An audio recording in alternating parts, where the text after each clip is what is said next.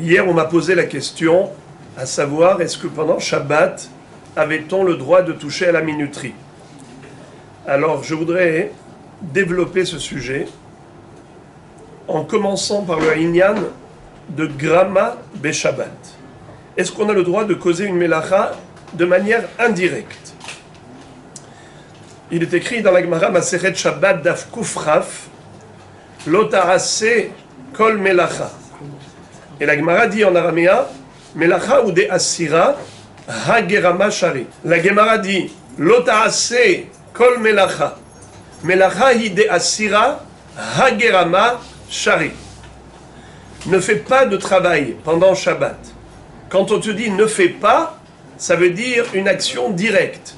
Mais si tu causes une melacha indirectement, il n'y a pas de issour, c'est moutar. Donc qu'est-ce qu'on a entendu? On a appris quelque chose ici. C'est que causer une melacha indirectement, la Torah n'a pas interdit. Dans Masechet Betza, Daf Kaf Bet, il est écrit que Hamistapek min hashemen shebaner hayav mishum mechabe. Ve'amosif shemen baner hayav mishum mav'ir. Celui qui retire de l'huile d'une veilleuse, eh bien, il est hayav comme quelqu'un qui a éteint. Pourquoi? Pour quelle raison? Ou bien quelqu'un qui rajoute de l'huile dans une veilleuse qui est déjà allumée, il est hayav mishum mav'ir. Pourquoi? Alors il y a une mahloket entre Tosfot et Rosh. Selon le Rosh, c'est parce que on va être gorem, on va causer un allumage plus long. On va causer une extinction plus rapide. Et il y a ici donc une extinction en décalé. C'est vrai que tu ne vas pas éteindre tout de suite, mais quand tu retires de l'huile de la veilleuse, au lieu que ça allume pendant une demi-heure, ça va allumer que 20 minutes. Alors tu as causé une extinction prématurée. Ou bien quand tu rajoutes de l'huile, au lieu que ça reste allumé pendant une demi-heure, ça va rester allumé pendant 40 minutes. Tu as rajouté 10 minutes. Donc, qu'est-ce que nous voyons ici d'après le Rosh? Causer une melacha, même indirectement, en décalé, c'est assour. Alors c'est une contradiction que le Rosh lui-même pose. Il dit, dans Masechet Shabbat, on a appris que le issour de melacha, c'est quand c'est une action qui a un impact immédiat. Une action directe. J'allume, j'éteins. Mais quand tu déclenches l'allumage, qui se fait en décalé en deuxième temps, ou tu déclenches l'extinction qui se fait en décalé, normalement, ça devrait être moutar. C'est écrit clairement que c'est moutar dans la Gemara Shabbat. Alors comment est-ce qu'ici la Gemara Betza dit le contraire? Tosfot, eux, répondent différemment. Ils disent qu'en réalité, causer une melacha de manière indirecte, c'est-à-dire que ça se fait en différé, il n'y a pas de issour. Et ce que la Gemara interdit dans Masechet Betza, c'est de retirer de l'huile de la veilleuse ou rajouter de l'huile, parce que Tosfot considère que ça a un effet immédiat. Il dit même si tu ne le vois pas très bien à l'œil nu, mais si tu observes, tu vas voir qu'au moment où tu rajoutes de l'huile, eh bien la flamme, à cette seconde près, elle s'intensifie, elle augmente. Si tu observes, tu regardes bien, quand tu retires de l'huile, à la seconde près, la flamme, elle baisse un petit peu. Réduire une flamme, augmenter une flamme, c'est issour de melacha. Quand tu augmentes la flamme, c'est comme quelqu'un qui allume un feu. Quand tu réduis la flamme, c'est comme quelqu'un qui éteint le feu. Shabbat, de la même façon qu'on n'a pas le droit d'allumer le feu, on n'a pas le droit non plus d'augmenter une flamme. Shabbat, comme on n'a pas le droit d'éteindre le feu, on n'a pas le droit de réduire une flamme. Par exemple, le gaz, augmenter et réduire, c'est assour. Ça n'a pas besoin d'être ex nihilo. Même augmenter la flamme, ça s'appelle allumer. Même réduire la flamme, même si tu ne l'éteins pas totalement, ça s'appelle éteindre. Donc Tosfot disent que c'est ce qui se passe si tu rajoutes de l'huile dans la veilleuse. Dès que tu mets de l'huile, hop, il y a un peu plus de lumière. Dès que tu retires de l'huile de la veilleuse, tout de suite, il y a un peu moins d'intensité dans la flamme. C'est comme ça que Tosfot a répondu. Mais le Rosh dit non. Moi, je n'ai pas remarqué ça. Si tu prends un grand vase où il y a beaucoup d'huile, tu enlèves une cuillère d'huile, ça ne va pas avoir d'influence sur la flamme. Et tu rajoutes de l'huile, tu mets un peu plus d'huile, un peu moins d'huile, ça ne va pas avoir un effet immédiat. Alors pourquoi c'est assourd? Pourquoi la Gemara dans Betsa nous dit que c'est une mélacha? Réponse, dit-il, qu'il y a deux sortes de gramma. Il y a gramma et gramma. Causer indirectement une mélacha, parfois c'est permis, parfois c'est interdit. De quoi cela dépend? Eh bien, ça dépend si tu agis à l'intérieur de l'objet de la malacha ou à l'extérieur de l'objet de la malacha. Exemple. Quand la Gemara, dans Masechet Shabbat, page 120, a dit qu'il est permis de causer une mélacha indirectement, elle a donné un cas, elle a illustré l'idée. Par exemple, imaginons qu'il y a un incendie, il y a du feu. Tu as le droit de prendre des tonneaux en argile pleins d'eau et de les mettre tout autour du feu. Et quand le feu va chauffer les tonneaux, il va les éclater, l'eau va se renverser et l'eau va éteindre le feu. Ça, tu as le droit. Aujourd'hui, je dirais par exemple, tu remplis des sachets d'eau et tu les mets tout autour du feu. Le feu va brûler les sachets, l'eau va éteindre le feu. Tu as le droit. C'est de cela qu'on parle. On a le feu au milieu et on a l'extincteur tout autour. Ça, c'est permis. Car l'eau provient de l'extérieur. Tandis que, lorsqu'il s'agit de l'huile avec la veilleuse, quand tu rajoutes de l'huile ou tu retires l'huile, l'huile, c'est l'objet de l'allumage. Même si ça se fait en différé, en deuxième temps, mais l'action que tu as faite pour programmer l'extinction prématurée ou la prolongation de la durée d'allumage, ça, c'est quelque chose que tu as fait en utilisant l'objet même de l'allumage, le combustible. Tu as pris de l'huile, de la veilleuse qui était allumée. Eh bien, tu as causé une extinction prématurée, tu as avancé l'extinction en touchant à l'huile qui était déjà dans la flamme. Ça, c'est assourd. Ou bien rajouter de l'huile qui est déjà en rapport avec la flamme. Donc tu as rajouté sur le combustible. C'est comme si tu avais rajouté sur la flamme. Bien que ça se fait en deuxième temps, parce que l'huile que tu as rajoutée, quand est-ce qu'elle va être utilisée? Que dans une demi-heure? Oui, mais tu as mis dans la flamme, dans la veilleuse. Ce qu'on t'a autorisé, c'est quelque chose qui se fait à l'extérieur du feu, pas en rapport direct avec le feu. Tu as le feu au milieu, tu as des sachets d'eau tout autour. Quel rapport entre l'eau et le feu? Aucun rapport pour l'instant. Au moment où tu as posé les sachets d'eau autour du feu, il n'y avait aucun rapport entre le feu et les sachets d'eau. Vous avez compris maintenant l'étude de la Guémara. Maintenant, passons à l'actualité. Une minuterie, c'est quoi? C'est celle qui va réguler le temps de l'allumage. On a une lumière et on a une minuterie qui peut maintenant soit éteindre plus tôt, soit si c'était éteint, allumer plus tôt, soit maintenir une situation existante déjà. Si par exemple ça devait s'éteindre à 2 heures d'après-midi, et je voudrais que ça s'éteigne à 3 heures d'après-midi. Je répète, je peux raccourcir avec le Sharon Shabbat, je peux abréger le temps, je peux rallonger le temps, je peux le maintenir en existence. Question, est-ce que c'est permis ou interdit? Alors réfléchissons maintenant par rapport à ce qu'on a étudié.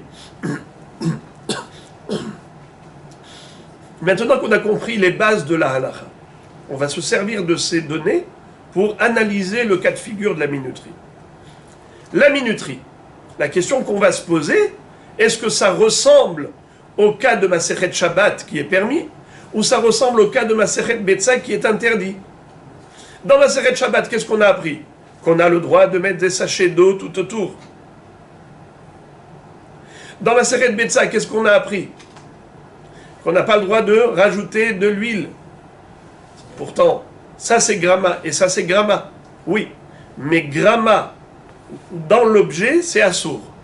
C'est-à-dire causer indirectement, ça peut être permis que si les éléments avec lesquels tu interviens restent étrangers au foyer de feu. Mais si c'est en rapport avec le combustible, si c'est en rapport avec le feu lui-même, c'est interdit. Je n'ai pas le droit de rajouter de l'huile dans la veilleuse. Je n'ai pas le droit de retirer de l'huile de la veilleuse. Alors maintenant, lorsque je vais bouger les plots de la minuterie, est-ce que c'est comme si je rajoute de l'huile? Réponse, a priori oui. Eh bien, vous dites oui. Je suis content que vous ayez dit oui pour que je dise non. Pourquoi? Parce qu'il n'y a pas de rapport. Il n'y a pas de rapport. Quelle est la différence entre l'huile et l'électricité? Le circuit électrique, tant qu'on n'éteint pas, l'électricité est toujours là. L'huile est toujours là. La minuterie, c'est comme des sachets d'eau qui interviennent, ce sont des plots que je pousse, qui vont intervenir pour faire en sorte que plus tard, à un moment donné, lorsque l'extincteur va passer par là, hop, il va y avoir un déclenchement d'extinction. Ça veut dire qu'il va y avoir une nouveauté, un élément étranger qui va intervenir pour couper le circuit électrique. Ça, c'est un élément étranger. C'est comme le sachet d'eau qui va éteindre le feu. Parce que le combustible, c'est l'électricité. Moi, je n'en rajoute rien au niveau de l'électricité. Le circuit électrique, je n'y touche pas. Quand je touche au plot du Sharon Shabbat, de la minuterie, ces plots-là n'ont aucun rapport avec l'électricité. À un moment donné, quand ça va tourner, ça va avoir un rapport avec l'électricité. Ça va couper le circuit. Mais pour l'instant, quand je mets les plots, je pousse les plots, ils ne sont pas du tout en rapport avec l'électricité, ces plots. Si je rajoutais des électrons dans l'électricité, alors ok, tu me dis, tu as rajouté, même si ça va avoir un effet décalé, c'est assourd. Parce que tu as agi dans l'objet du issour. Mais là, moi, je ne touche pas l'électricité elle-même. Les plots, c'est comme des sachets de feu, des sachets d'eau que j'ai posés autour. À un moment donné, quand le feu et le sachet vont se croiser, eh bien, là, il va y avoir extinction. Mais à l'heure qu'il est, il n'y a aucun rapport entre le feu, entre l'électricité et le plot. Je ne suis pas en train de rajouter du combustible ou de réduire du combustible. L'électricité elle-même, qui est l'énergie qui allume, je ne touche pas à cette énergie. Je n'y touche pas du tout. J'agis sur un élément externe. Alors écoutez bien. Est-ce qu'on a le droit vraiment, même Indera Banane, de causer indirectement un allumage ou une extinction? Dans le Shulchan Aruch, il est écrit, bien que Minatora s'est permis de causer une mélacha indirecte, mais Midera Banane c'est interdit.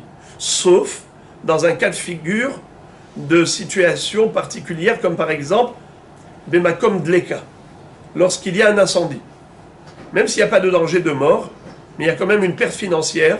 Alors Hachamim, on dit, puisque la Torah a permis de mettre des sachets d'eau autour du feu, pas dans le feu, eh bien, on va pas interdire quand c'est pour sauver de l'argent. Bemakom Dleka. Ou bien un grand besoin. Imaginons quelqu'un qui est dans une situation de froid terrible, ou dans une situation de chaleur torride, dans des cas extrêmes. Alors les Hachamim n'ont pas interdit. Ils ont dit, puisque la Torah a permis, nous aussi on permet. Mais sinon, ce n'est pas shabbatique. D'aller, de causer des mélachot indirects. C'est vrai que Minatora, c'est pas assour, mais ce n'est pas shabbatique. Les Hachamim ont interdit. Ils ont laissé l'autorisation que pour des cas extrêmes, des cas de force majeure. Comme par exemple, un incendie qui peut causer une perte d'argent. Alors là, tu peux faire de manière indirecte la mélacha de l'extinction. Eh bien, la minuterie, pourquoi est-ce que tu vas te permettre d'allumer? Pourquoi tu vas te permettre d'éteindre de manière indirecte? Tu n'es pas dans une situation extrême. Tu n'as pas très chaud, tu n'as pas très froid. Mais Ce qui est permis, d'après le Rov des Poskim, c'est de maintenir une situation existante. Par exemple, maintenant c'est allumé. Ça devrait s'éteindre, par exemple, dans 1 heure. Mais je vois qu'il y a les invités, et ça bavarde, c'est très agréable, ça discute, c'est dommage de les interrompre. Il va y avoir l'extinction de lumière, ils vont tous partir. Haval, on peut rester encore 1 heure de plus. Là, tu as le droit de retarder. Tu pousses un plot pour qu'au lieu que ça s'éteigne dans 1 heure, ça va s'éteindre dans 2 heures. Ça, c'est moutar, parce que tu n'es pas en train de causer quelque chose qui va arriver bientôt. Au contraire, tu rallonges, tu retardes. Ce qui devait se passer de s'éteindre dans 1 heure, tu retardes pendant 2 heures. Tu maintiens une situation existante. C'était allumé, tu laisses allumer. C'était éteint, tu laisses éteint. Donc, retarder quelque chose qui devait se passer plus tôt, ça c'est permis même Midera Banane. Ce qui est Assour Midera Banane, c'est le contraire. C'est de faire quelque chose arrive plus tôt que prévu. Là, tu déclenches une situation nouvelle plus tôt que prévu. Ça, c'est Assour Midera Banane, mais c'est Moutar dans des cas extrêmes. Comme les Hachamim ont permis pour l'incendie, c'est Moutar quand il fait trop chaud ou trop froid. Parce que c'est aussi Sha'at Athak. Donc j'espère qu'on a été clair. Et Ezrat Hashem Idbarach, malgré tout, il faut le savoir que dans la mesure où on peut éviter de toucher à la minuterie, c'est le mieux. Pourquoi rentrer dans des shé'elot? Pourquoi faire des choses qui, au niveau de l'ambiance shabbatique, ce n'est pas tout à fait adéquat? Mais si on n'a pas le choix, c'est permis. Il n'y a pas de problème de mouktsé non plus. Pourquoi il n'y a pas le problème de mouktsé? Étant donné que c'est permis de maintenir une situation existante, donc si c'est permis, donc ce n'est pas mouktsé. Shabbat shalom.